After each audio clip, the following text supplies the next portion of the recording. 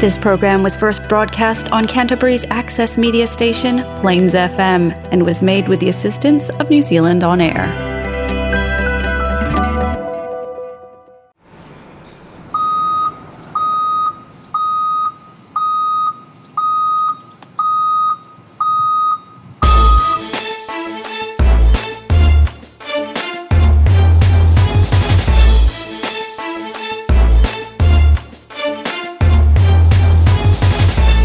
Welcome to Breaking Ground, a new podcast about earth-moving machinery and characters in the industry. If you're in the earth-moving industry, a machine owner, a classic machinery lover, or anyone interested in this side of New Zealand life, then this is a show for you.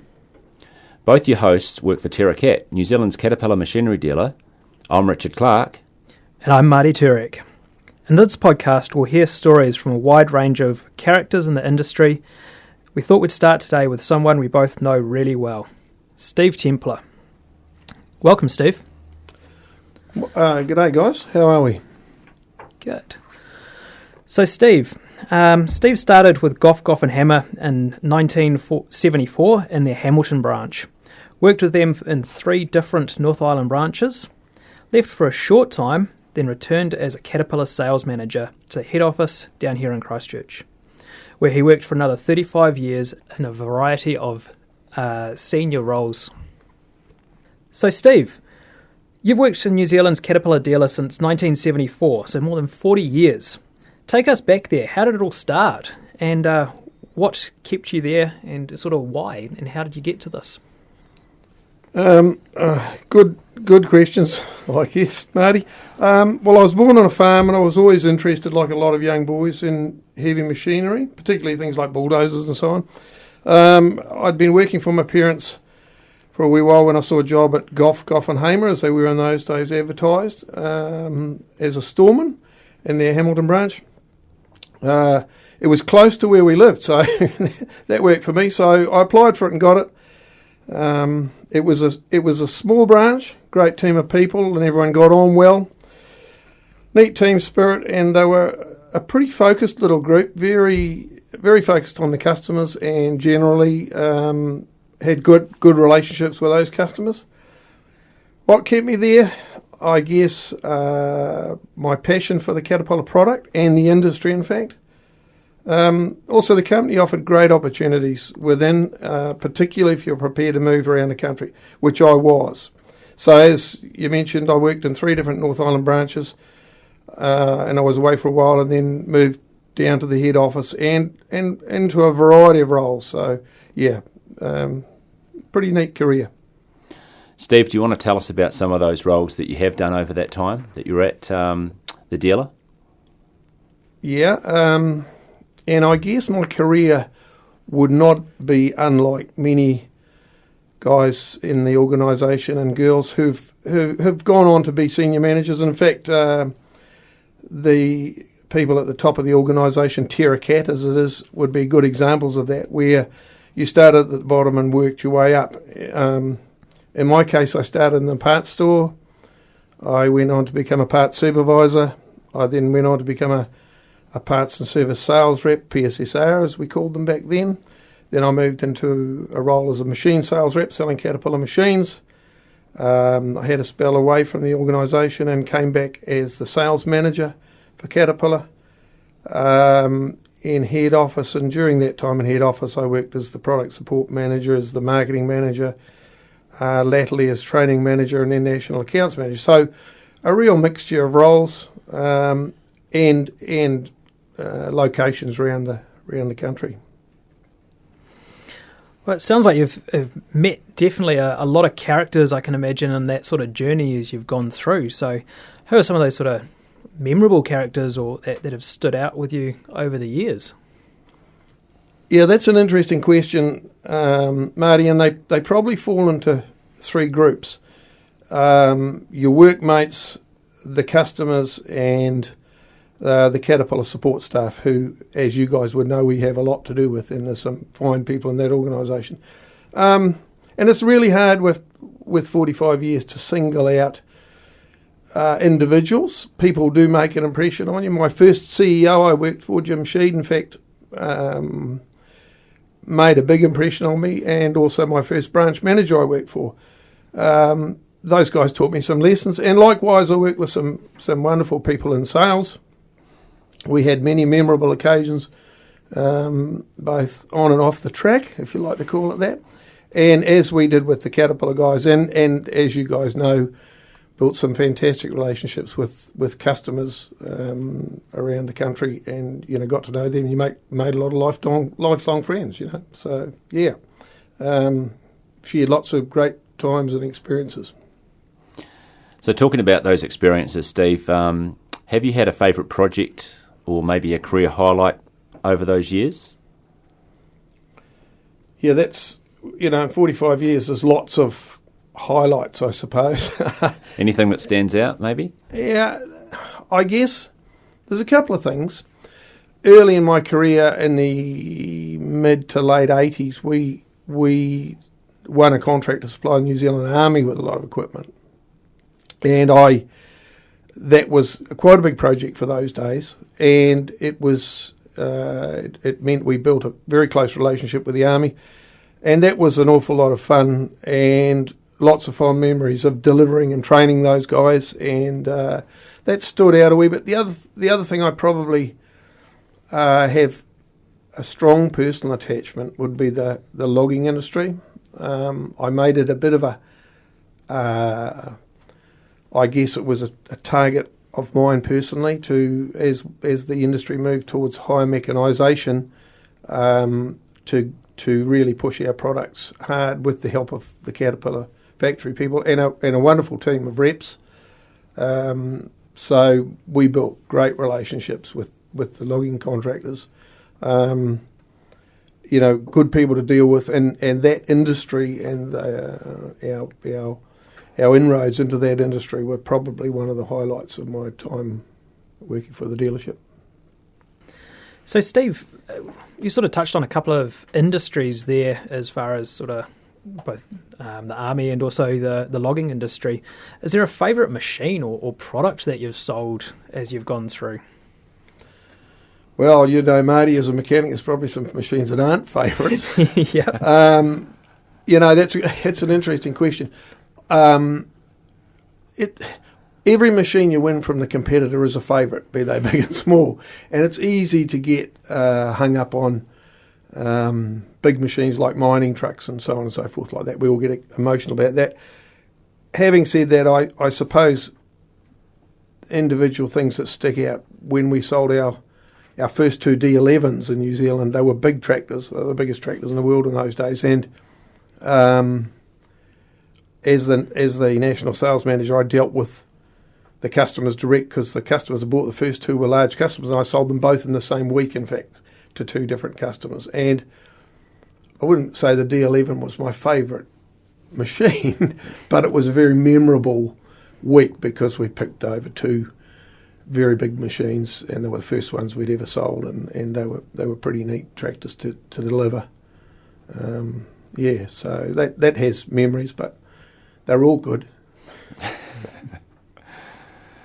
Steve, you talked about forestry and mechanisation was obviously a big change in terms of you coming on board as sales manager. That might lead into, I suppose it leads into the next question in terms of the biggest change that you've seen over your time within the dealership. What would that probably be? That's a good question, Richard. There's been an enormous amount of change. The dealership's been around for about 95 years, and if you stop and think for a bit, I worked for it for half its existence, so I've seen a huge amount of change. And there's probably two things. One is the development in the product, in the technology and the electronics, onboard electronics in the Caterpillar product is vastly different from when I first started with the company. The other one that really affects most people in the organisation, the industry, is the major moves forward in health and safety. So if you stop and think for a minute, when I started with this organisation as a young field rep particularly, high-vis clothing hadn't been invented. Kevlar safety trousers for the logging guys hadn't been invented. the likes of safety glasses and gloves and earmuffs. Nobody wore those unless you were in something like a steel mill. I climbed on and off machines and loaded and unloaded machines wearing a tie and a jacket and sometimes a suit and leather-soled shoes. So by today's standards, utterly not the right stuff to be wearing. We went through the forests and two-wheel drive vehicles. There was no driving protocols, no RTs, no cell phones, no driving protocols with logging trucks. The object was to miss the oncoming logging trucks. As long as you did that, you were okay. So if you compare that with today's, where everyone in the organisation has PPE, particularly our service guys, they've got very high quality tooling, excellent safety equipment when it comes, the likes of gloves, and when it comes to jacking and blocking and lifting heavy loads and working underneath heavy supported machines. The old days of slippery wooden blocks have long gone. I mean, it's an extremely dangerous area, and it's a huge area of risk or even death for those boys. So there's been enormous progress in that area, in all industries, but it affects everyone in our industry. That's probably singly the biggest thing that I would notice. I suppose, Steve, as well, it's also probably been exponential too, as it started out coming in slowly and it's just got quicker and quicker, definitely technology and stuff, as you say, and safety as well. It's sort of changing a lot quicker too. Yeah, and there's no doubt. It makes for a better and more efficient working environment. That you know where the tooling is, you know what to use, the guys communicate well, they organise themselves well. And it certainly makes a safer environment. We don't even think about it these days, and we didn't think about it in my day either. But a tie flapping around a breeze can get tangled in steering levers pretty easily. Very much so. Very much so. I suppose 40 years in your career and stuff like that. One of the big questions is what sort of motivated you? What made you get out of bed each morning and come into work with some of the stuff that you did? Making money to pay a mortgage. We paid pretty good interest rates in those days. That's an interesting question. I guess it comes back to my passion for the industry, and companies change. This was always a private company, and I loved being part of a team, and I loved being part of the industry, and I had a great passion for the product, and I liked winning. To me, a lot of it was about winning. So you got up and came to work. Hence the largest portion of my career was in sales and marketing, because it was about winning the business. And I guess that was a huge motivator for me. And being part of a team. And that stuff still exists today. And Steve, I suppose being part of a team and winning's, that's the good stuff. What about, I suppose, from your perspective, have you got an example of maybe a mistake or failure that you experienced? Could have been with a machine or something other that, and what did you learn from that? We don't make mistakes, do we, Rich? Of course we don't. Yeah, I do. I've made a lot of mistakes over the years, and probably because of just inexperience and immaturity as a young guy. Made some not so smart decisions, but I guess one incident sticks in my mind very clearly, and in fact, it's as clear as yesterday. And it was a safety near miss I had, and in fact, I was a PSSR at the time, and I was north of Auckland and out the back of Wellsford, going to do a track measurement on a customer's bulldozer, a D4E. And the customer rang me to say they'd been rained off, and the track told me where I could find the tractor. It was on the back of a big farm out towards the coast from Wellsford. So I was working in that area, and it was bad weather, and I went out to the tractor, drove for miles to the back of this farm, did the track report. I climbed up on the tractor, and I was sitting in the seat under the canopy out of the drizzling rain, filling out the paperwork, and I stepped out onto the fender of the tractor, and I was wearing gumboots, which were wet, and I slipped off. And as you guys would know, I slipped down the side of the tractor, bounced off the tracks. My base of my back hit the tracks and bounced off the blade and landed in a sort of a semi-lying sitting position beside the bulldozer. And the pain was so intense, I was too scared to move. I thought I'd broken my back and for a minute, and I just sat there with my eyes watering, and eventually plucked up the courage to move my legs, or try and move my legs, which were moving, which I got up. And ironically, other than some really deep bruising at the bottom of my spine, I was okay. But thinking back about that incident, nobody knew where I was. I had no cell phone, the customer didn't know when I was calling on the tractor. The branch and my wife knew I was working somewhere in the North Auckland area covering customers. I had no RT. I don't know if the farmer had seen me go on the property or whatever. So I could have, if I'd incapacitated myself, could have lain there for several days, could have died of exposure. And it taught me a valuable lesson that there's a right way and a wrong way of getting on and off machines. And ever since then, I've said to the young guys, particularly the apprentices, you only get one chance to do this right. And if you're going to hurt yourself, that's when you'll do it. And ever since that incident, even climbing ladders, I've been very careful ever since then. So that was probably one of my dangerous mistakes. I'm sure those young fellas have all taken that, I suppose, that story and that experience on board, Steve. I hope so. I definitely remember you explaining that one to me when I first started, so I definitely took it on board. I suppose, Steve, the industry, it's quite a broad industry and that we sort of operate in and that sort of thing. You've touched on a range of different areas. What do you think is one of the biggest misunderstanding that people have about our industry that we work in? Yeah, that's a good question. I don't... It's a hard question to answer. I don't know what they think because I'm not the general public looking from the outside. But if I was to guess, one of the sad things, I suppose, to me, I suspect that many people look at this industry as if this is the right word, a low-level industry, if that's the right wording to use. And many parents would probably not want their children to embark on a career in earth moving or construction or the logging industries because they deem they are sort of cowboys and they've got little regard for the environment. When in fact, they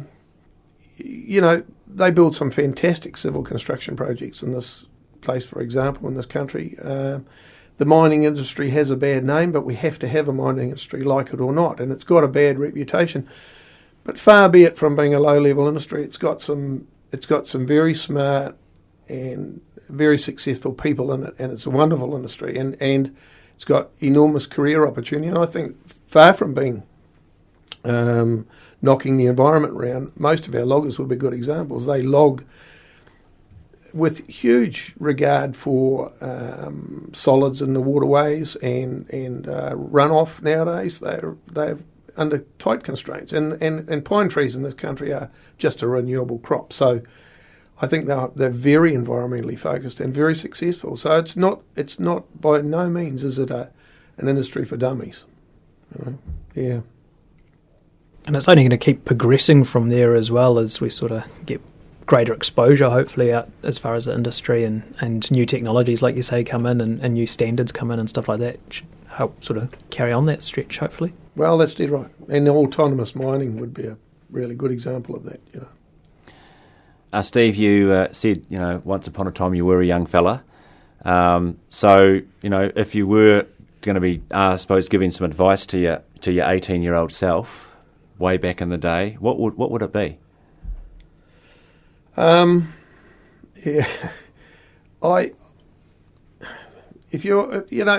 I was to put it in words of one syllable, get up early, work hard, listen to people's advice, and try and learn from it. You learn listening to things, and this is not the army, so don't be scared of putting your hand up, volunteering for things. The more things you volunteer, the more things you take on, the more opportunities will come your way. And I well remember an old logger, and you guys both know this gentleman. I remember him saying to me once, if you can get a young person to stand on the footpath outside their house at 4 o'clock in the morning, rain or shine, when my crew bus comes past to pick them up, boys up to go up to the bush, I will make a successful logger out of that person. And I saw him do that with a number of young guys and girls. So attitude is everything. That would be my view of that. Yeah, it's certainly some good advice, isn't it? Yeah, very much so. So Steve, we're sort of coming towards the end of it now, or the session today. So is there anything that you feel like we've missed, or that you just wanted to talk about as far as the industry and that sort of thing? Oh no, I look back now with very fond memories, and I think I still believe it's an industry with huge opportunity, great opportunity for girls. A lot of young women engineers out there now in construction, and I think it's going. We'll be in this industry for as long as we're on this planet, and I'll always have fond memories of it. It's a huge. It's a great vacation. Recommend it to anyone. Well, thank you very much, Steve. We really appreciate your time, and thanks for coming on today's Breaking Ground podcast. And thanks so much to our listeners. We hope you've enjoyed it. We'd love your feedback. Send us a message on any of our Terra Cat social media channels, and please keep an eye on our Terra Cat Facebook page for next month's show.